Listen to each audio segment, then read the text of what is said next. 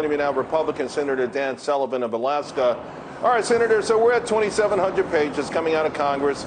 We always know when something's that big, it's going to be chock full of nonsense. So certainly this is no different. Meanwhile, we're told things like the border wall is not infrastructure. How much trimming do you think we can get, will happen, with some of the nonsense before this is approved?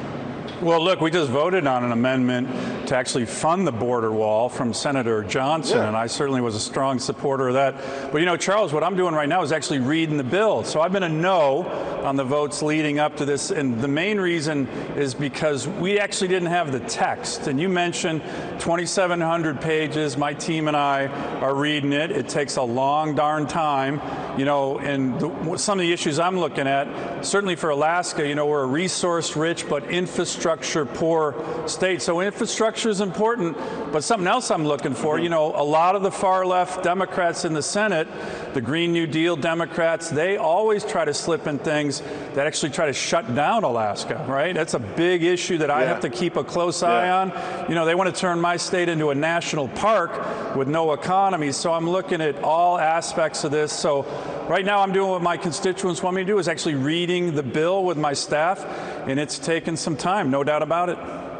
Yeah, I can imagine you and your staff must have one of those boxes of highlighters you get at Costco, like a box of 88 of them, and hopefully you won't need to get 2 boxes. Well, we're getting a lot there. of people remember. I can imagine. And by the way, writer's cramp. Good luck. Now, here's the thing. A lot of people remember that famous scene. You remember President Obama and then the job czar. It was Jeff Immelt. They were sitting together and they were chuckling over the term shovel-ready. Take a listen. Shovel-ready was not as shovel-ready as we expected. So, I mean, the issue is obviously there's often hurdles, there's regulations, there's permitting. We can pass trillions of dollars in infrastructure, but if it can't be used right away, doesn't it usually get squandered? Yeah, look, I couldn't agree with you more. One of the big things that we've been looking at, and one of the things I've been pushing through this whole process, is serious permitting reform. You mentioned it. You could do a $10 trillion infrastructure bill, but if you don't fix the broken federal permitting system that we have in our country, you're not going to be able to deploy any of that capital. And you've heard the horror stories. 9 years to permit a bridge.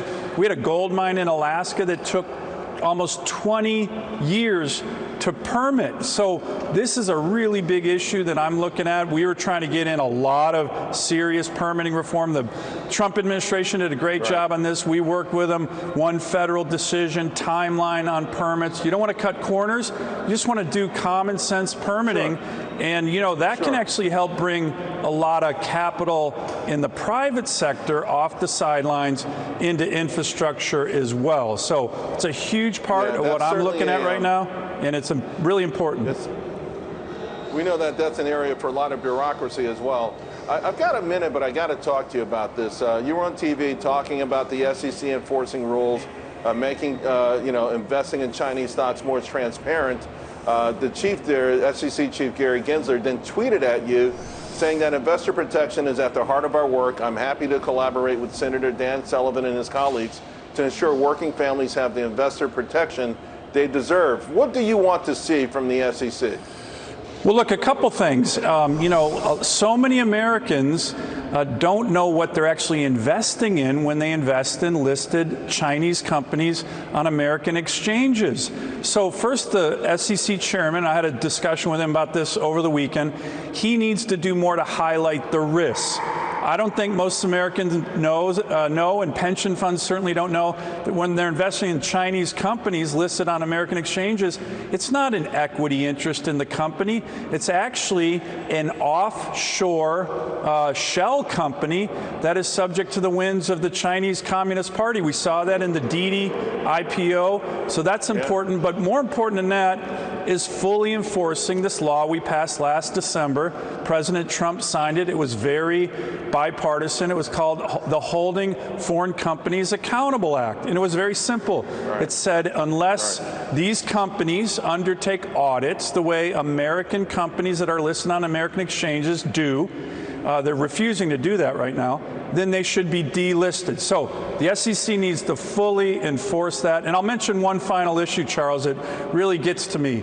You know, it's discouraging to see some of our Wall Street executives work so hard to try to get capital for Chinese companies with ties to the PLA, ties to the Communist Party, and yet at the same time, they're also saying that they don't want to invest in American energy, American workers in the Arctic and Alaska. Yeah. I mean, it's really discouraging to see that hypocrisy. I think it hurts the country, and I think a lot of members of Congress are getting upset with it. I think their wokeness stops at the border's edge. Senator Sullivan, thank you very much. Always appreciate it. Good stuff.